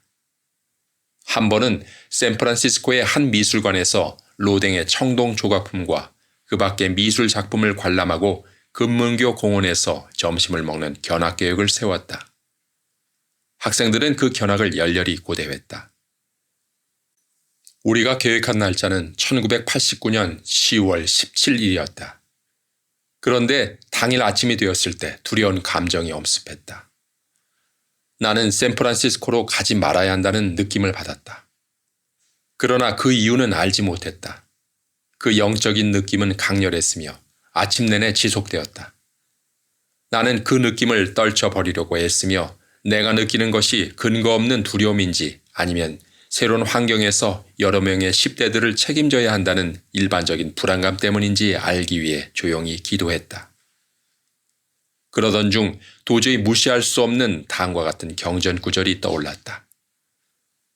나는 내게 임하여 내 마음에 거할 성신으로 말미암아 내 생각과 내 마음에 말하리라. 이제 보라, 이것은 계시의 영이니. 그 구절이 떠오르자 견학을 미뤄야겠다는 확신이 들었다. 내가 학생들에게 견학을 가지 않을 것이라고 말하자 사방에서 실망감을 나타내는 신음과 불평의 소리가 들렸다. 나는 그들에게 미안하지만 가지 말아야 한다는 느낌이 든다고 말했다. 그 대신 평소처럼 방과 후에 상급반 미술 수업을 하기로 했다. 나는 다른 날에 견학을 갈 것이라고 약속했다. 나는 그 오후 수업을 교실에서 하지 않기로 했다. 그 대신 교실에서 150m 정도 떨어진 학교 옆 공원으로 가서 그림을 그리기로 했다. 콘크리트 탁자 앞 벤치에 앉아 학생들에게 몇 가지 기법을 설명하고 있는데 탁자가 흔들리는 것을 느꼈다.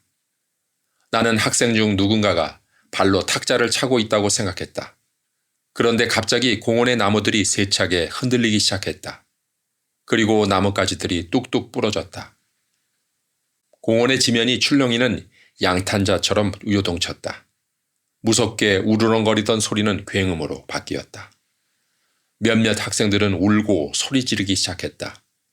20초 후 끔찍한 정적이 흘렀다. 소음과 흔들림이 잦아들자 우리는 조용히 교실로 돌아왔다. 미술교실은 우리가 나올 때도 어질러져 있었지만 이제는 난장판이 되어 있었다. 학교는 전기가 나갔고 교실은 어두컴컴했다. 나는 물품 몇 가지를 치우고 학생들에게 곧장 집으로 가라고 말한 뒤 교실 문을 잠그고 나왔다. 집으로 돌아오는 길에 자동차 라디오에서 규모 6.9 지진의 샌프란시스코만 지역을 강타했다는 보도가 흘러나왔다. 수천 명이 다치고 수십 명이 죽었다. 샌프란시스코에서는 많은 건물이 불타거나 무너졌다. 도로와 다리는 폐쇄되었다. 그 도시에서 발이 묶인 일부 사람들은 거의 일주일이 지난 후에야 집으로 돌아갈 수 있었다. 심각한 피해를 입은 몇몇 건물은 수리하는 데 여러 해가 걸렸는데 그 중에는 내가 학생들과 함께 시간을 보낼 예정이었던 박물관도 있었다. 나는 하늘에 계신 우리 아버지께서 우리를 사랑하시며 당신의 뜻에 따라 우리를 돌보고 보살피신다는 것을 알게 되어 감사하다.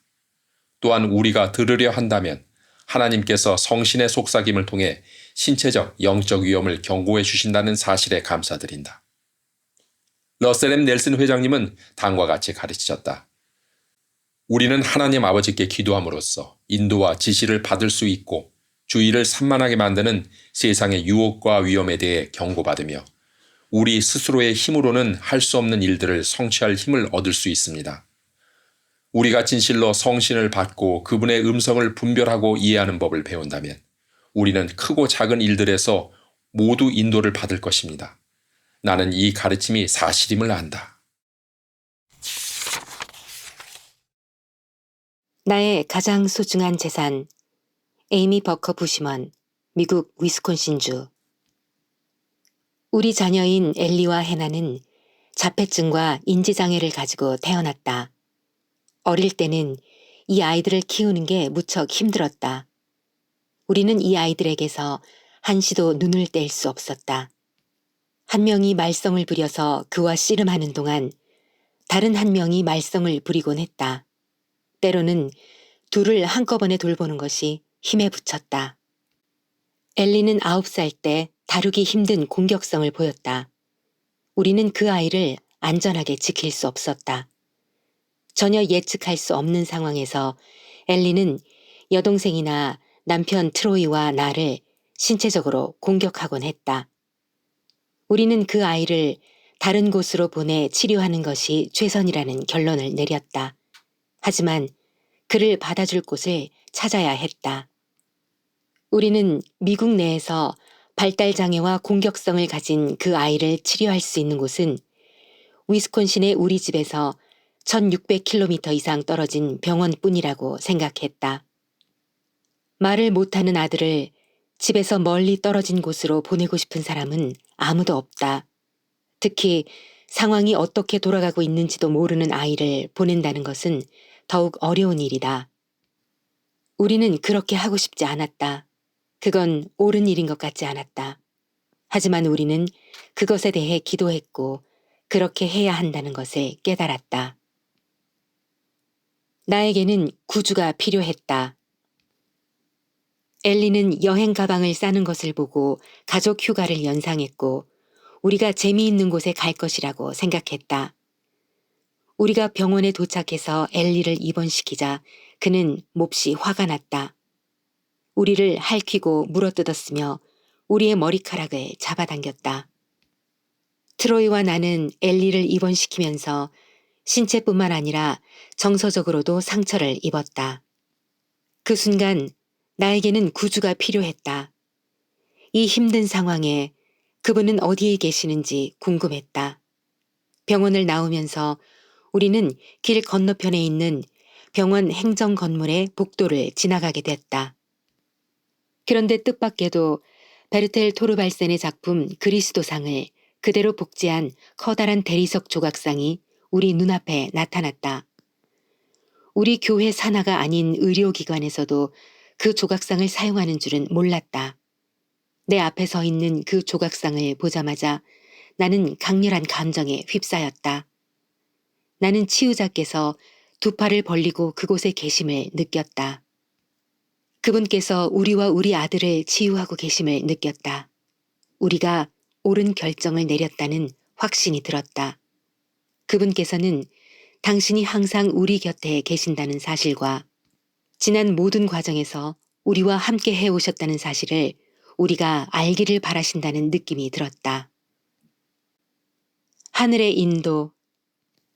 잘 통제된 병원에서 2달간 신중한 평가를 거친 후 엘리의 치료팀은 공격성의 원인이 되는 신진대사 문제를 확인했다.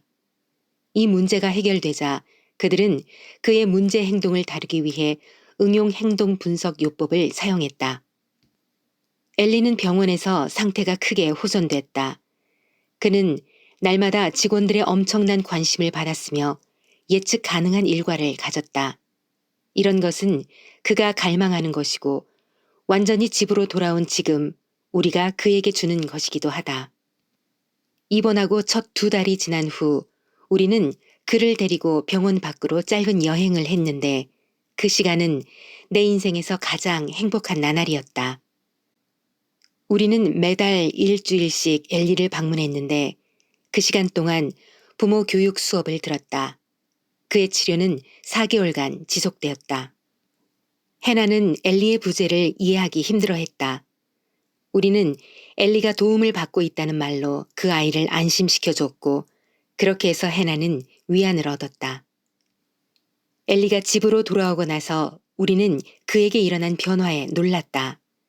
친구들도 놀라워하며 우리에게 어떻게 알고 그렇게 했냐고 물었다.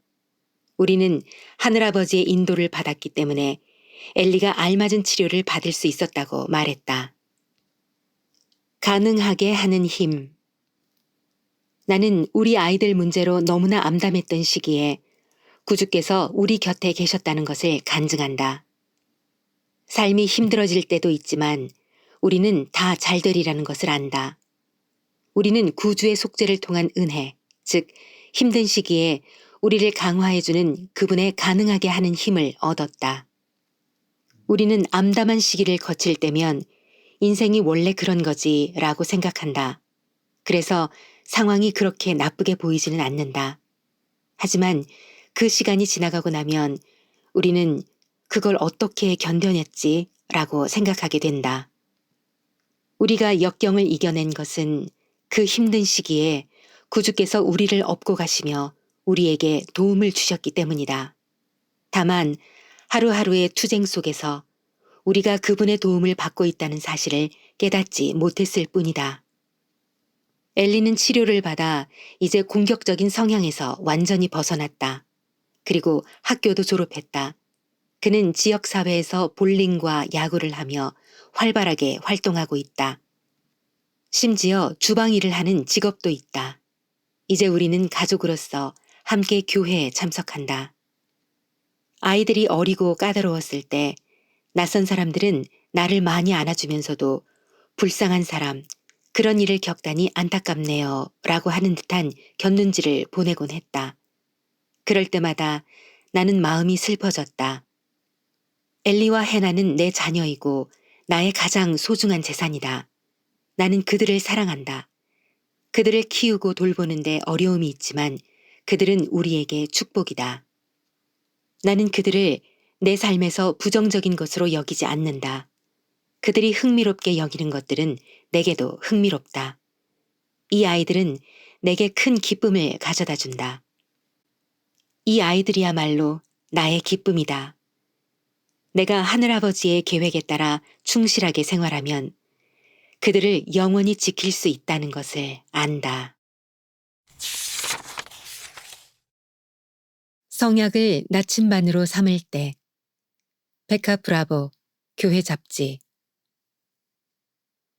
난 자라나는 동안 이따금 내가 어떤 남자와 결혼할지에 대해 공상하곤 했다.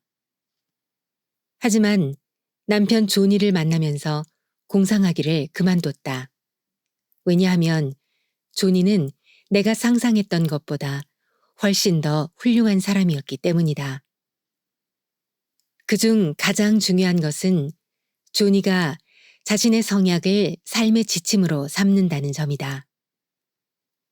어떤 상황에 직면하더라도 그는 늘 충실하고 기쁨을 잃지 않았다. 성약, 즉 우리가 하나님과 맺는 성스러운 약속이 그의 나침반이 되었다. 그는 성약의 기초를 둠으로써 목적을 얻고 예수 그리스도 가까이에 머물 수 있었다. 조니의 가정은 그림처럼 완벽하진 않았다.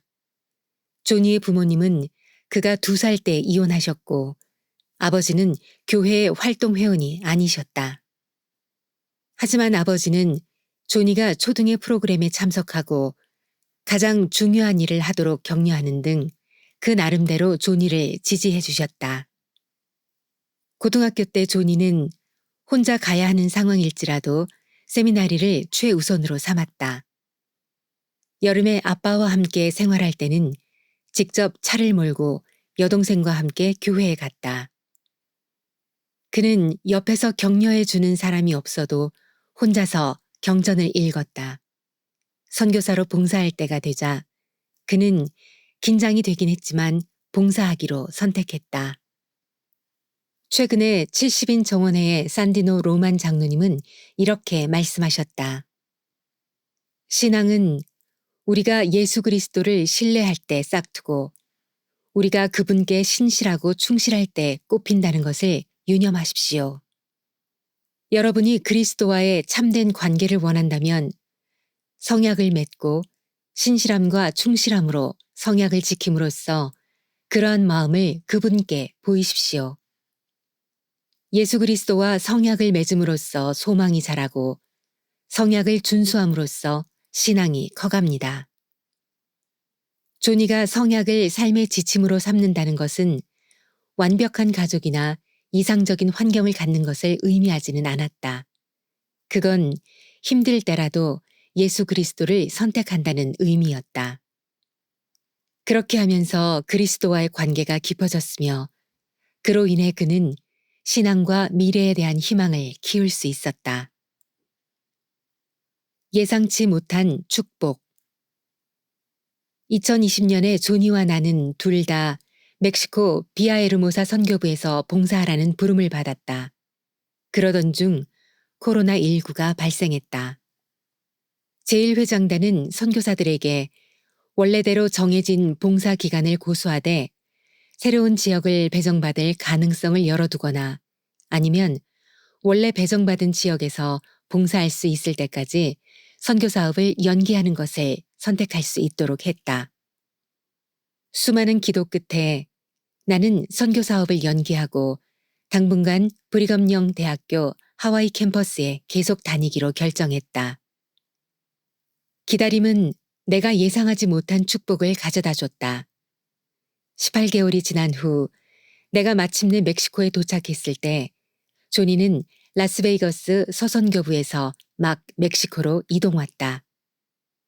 결국 우리는 4개월 넘게 같은 구역에서 봉사하며 좋은 친구가 됐다.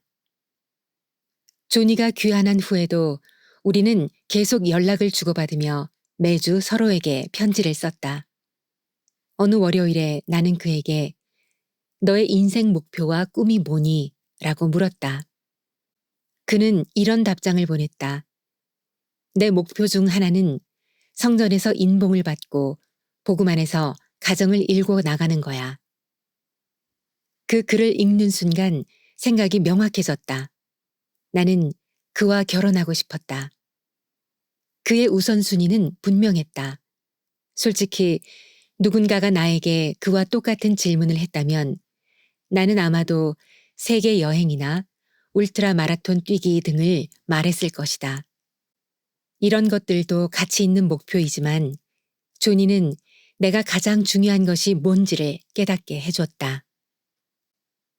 조니는 세계적인 유행병에 따른 대혼란과 선교부 재배정, 그리고 사랑하는 사람을 잃는 경험을 헤치면서 계속 나아갔다. 그가 맺은 성약은 단순한 통과 의례가 아니었다. 그것은 구주의 권능과 평안, 힘을 얻게 하는 연결고리였다. 코로나19가 유행하던 시기에 러셀 M. 넬슨 회장님은 이런 질문을 던지셨다. 여러분은 기쁜 마음으로 하나님이 승리하시게 하는 삶을 사시겠습니까? 여러분은 기꺼이 삶에서 하나님이 가장 중요한 영향력이 되도록 하시겠습니까? 그분의 말씀, 그분의 계명, 그분의 성약이 여러분이 매일 행하는 일에 영향을 미치게 하시겠습니까? 조니는 결정을 내릴 때마다 하늘아버지의 성약에 기반해서 결정했다. 외로움을 느낄 때는 위안을 얻기 위해 기도했다.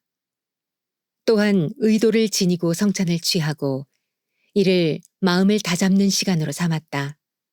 그는 경전을 공부하고 다른 사람들에게 봉사했다. 그런 일들은 그가 성약을 지키고 구주를 가까이 느끼는 방법이었기 때문이다. 그는 가능한 한 자주 성전에 갔다. 남동생이 선교 사업을 하던 중 세상을 떠났을 때도 조니는 하나님의 약속에 의지하며 자신이 맺은 성전 성약을 굳게 지켰다. 조니는 그 약속을 되새기며 가족이 영원하고 이 생이 끝이 아니라는 사실을 다시금 상기하게 됐다. 난 선교 사업을 마친 후에 조니와 데이트를 시작했다. 결국 우리는 애리조나 메사 성전에서 임봉됐다. 제단을 사이에 두고 조니를 마주보며 무릎을 꿇었을 때 나는 우리가 했던 선택, 특히 성약을 지키기로 선택했기에 우리가 이 자리에까지 오게 되었다는 생각이 자연스레 들었다. 조니는 복음을 외면할 수도 있었다. 배경적으로 볼 때 그에게는 그럴 만한 충분한 이유가 있었다. 하지만 조니는 그렇게 하지 않았다. 그 덕분에 이제 우리 가족은 예수 그리스도를 믿는 신앙의 토대 위에 세워졌다. 그것은 내가 조니를 만나기 오래전부터 그가 놓았던 토대였다. 성약을 삶의 지침으로 삼음.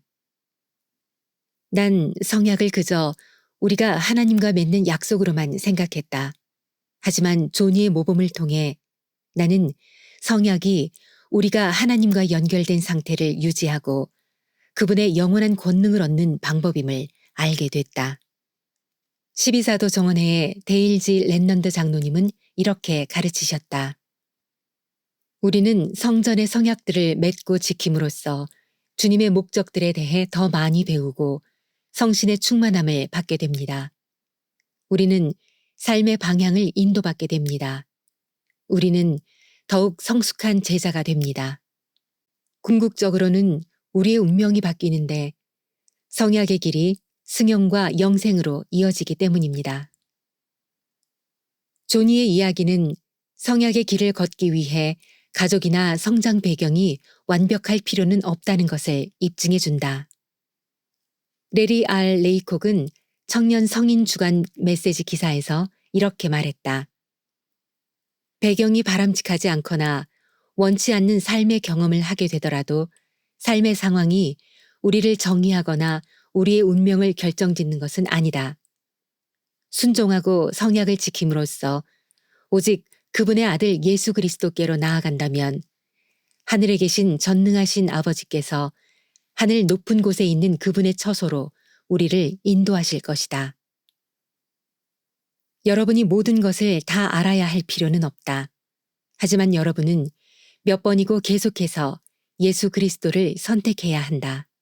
하루씩, 하루씩 말이다. 지금 힘든 일을 겪고 있다면 이렇게 자문해 본다. 성약을 삶의 지침으로 삼는다면 내 삶이 어떻게 달라질까? 성약을 삶의 지침으로 삼는다는 것은 여러분이 완벽해야 한다는 뜻이 아니다. 그것은 단지 여러분이 계속 노력한다는 의미일 뿐이다. 그것은 삶이 힘겨울 때 기도를 하거나 집에 남아있고 싶을 때에도 교회에 가거나 하루에 몇 절만이라도 경전을 읽는 것과 같은 것일 수 있다.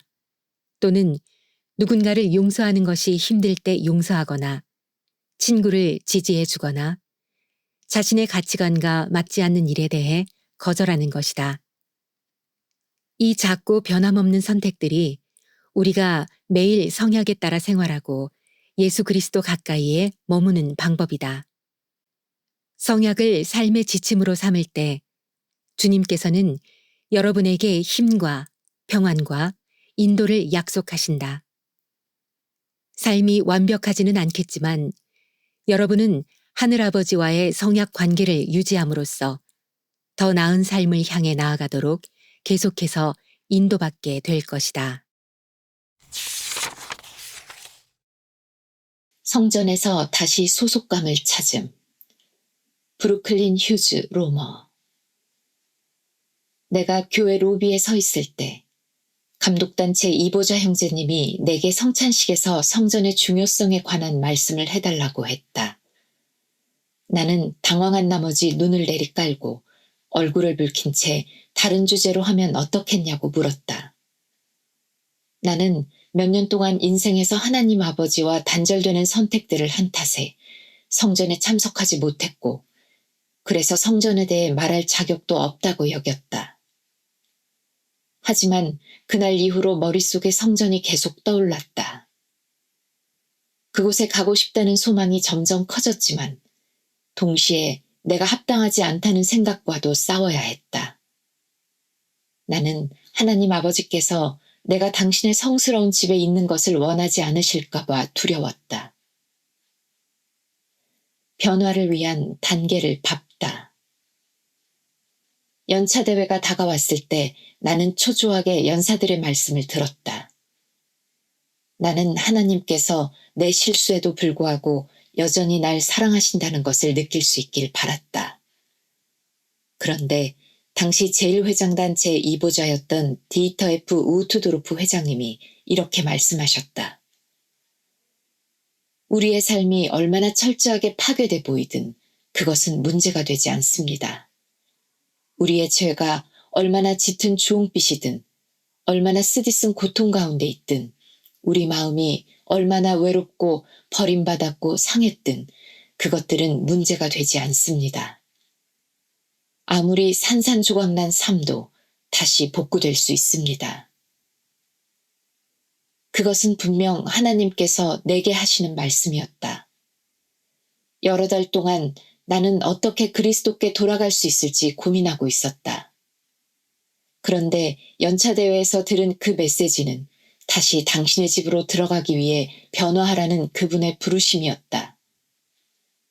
나는 감독님을 만나 다시 성전에 들어가는 것에 대해 이야기했다.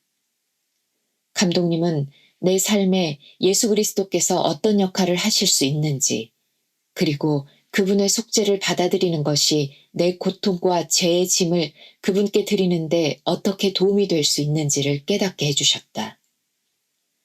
나는 나 자신에 대한 이해와 힘, 인내심을 구하는 기도를 하기 시작했다.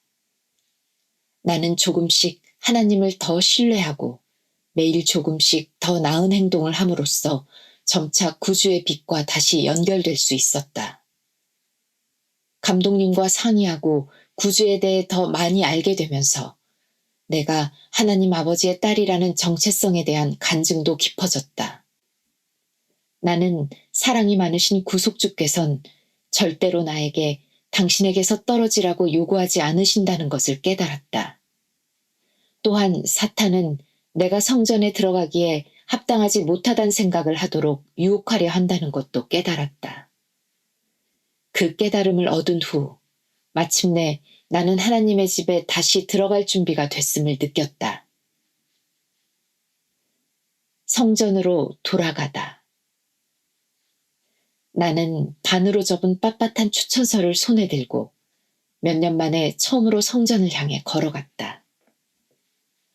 그런데 불현듯 하나님의 집에 내 자리가 있을까 하는 걱정이 들었다.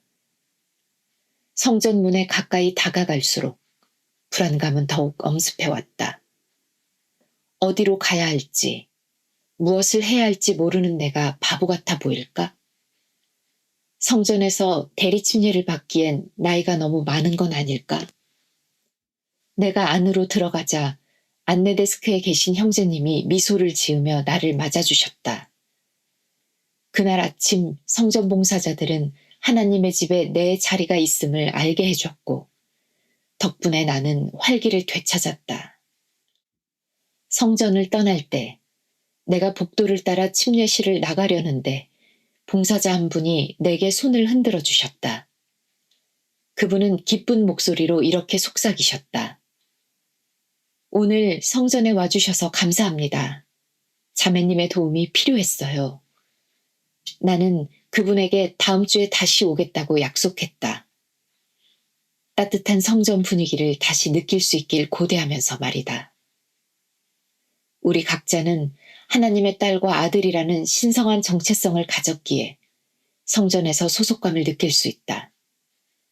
우리가 하나님의 면전에 있길 소망한다면 그분의 사랑의 손길을 영구히 막을 수 있는 것은 아무것도 없다. 그분께선 우리가 그곳에 있길 바라신다. 그리고 날마다 좀 더 구주를 닮기 위해 조금씩 앞으로 나아갈 때 우리는 그분의 뜻에 부합하는 삶을 살 수 있고 성전에 들어가기에 합당한 상태를 항상 유지할 수 있다. 예수 그리스도의 속죄 덕분에 우리는 하나님의 거룩한 집에 들어가 그곳에 마련되어 있는 축복을 받을 수 있다. 그리고 내가 경험한 바에 따르면 그러한 축복은 무엇보다도 가치가 있다.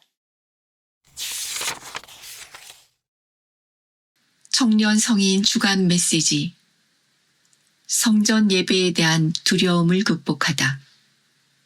러브 사빈 루시엔 IT 포르토프랭스. 최근에 나는 스테이크 회장님께 내 속마음을 털어놨다. 나는 늘 유효한 성전 추천서를 소지하고 있었지만 마음이 불안하고 두려워서 여전히 그 성스러운 장소에 들어가지 못하고 있었다. IT 홍보위원회의 위원인 나는 IT 포르토프랭스 성전 헌납식을 앞둔 여러 행사에서도 도우미 역할을 했다. 그래서 스테이크 회장님이 나에게 왜 성전에 참석하고 싶지 않은지를 물으시자 나는 신앙이 부족해서가 아니라 완벽해야 한다는 불안감 때문이라고 말씀드리며 그분을 안심시켰다. 나는 또한 내가 복음을 중심에 둔 가정에서 자랐고 여전히 참된 제자의 길을 추구하고 있지만 이 두려움 때문에 다음 단계로 나아가지 못하고 있다고 설명했다. 정말로 성전에 들어가고 싶은 소망이 있음에도 불구하고 나는 두려움 때문에 가까이 가지 못했다. 내 말을 들으신 스테이크 회장님은 영적 성장을 가로막는 두려움을 떨쳐낼 수 있도록 하나님께 기도로 간청하라고 격려해 주셨다. 기도를 하고 새해 결심을 돌아보면서 나는 두려움과 의심 때문에 하나님께서 약속하신 축복을 놓치는 일은 이제 그만둬야 한다는 것을 깨달았다. 나는 성전에 참석해서 의식을 받기로 결심했다. 그래서 나는 확인의식에 참여하겠다는 목표를 세우고 스테이크 회장님께 그 계획을 말씀드렸다. 매우 친절하게도 회장님은 다음과 같이 답하셨는데 그 대답은 지금도 울림을 준다. 자매님이 성약의 길을 걸으며 두려움을 극복하는 동안 그리스도의 빛이 자매님의 발걸음을 비추기를 바랍니다. 온화함과 신앙으로 가득 찬 그 말씀을 들으면서 나는 성전 방문을 도전이 아니라 나의 영적 여정에서 반드시 거쳐야 하는 단계로 여길 수 있는 힘과 확신을 얻었다. 신앙으로 행함. 어머니와 함께 성전에 갈 준비를 하면서 가슴이 두근거렸다. 그날은 내 인생에서 영적으로 가장 중요한 순간 중 하나로 내 기억 속에 각인된 날이었다. 한편으로는 긴장됐지만 어떤 기분이 들지 고대하는 마음이 더 컸다. 성전에 들어가기 바로 몇 분 전 뜻밖의 전화 한 통이 그 아침을 밝혀줬다. 나는 그동안 기도해온 여행 허가가 마침내 승인됐다는 통보를 받았다. 승인을 받지 못했더라면 해외 병원에 예약해둔 중요한 진료를 받지 못했을 것이다. 그 소식은 주님께서 내 기도를 들으셨다는 신성한 증거였다.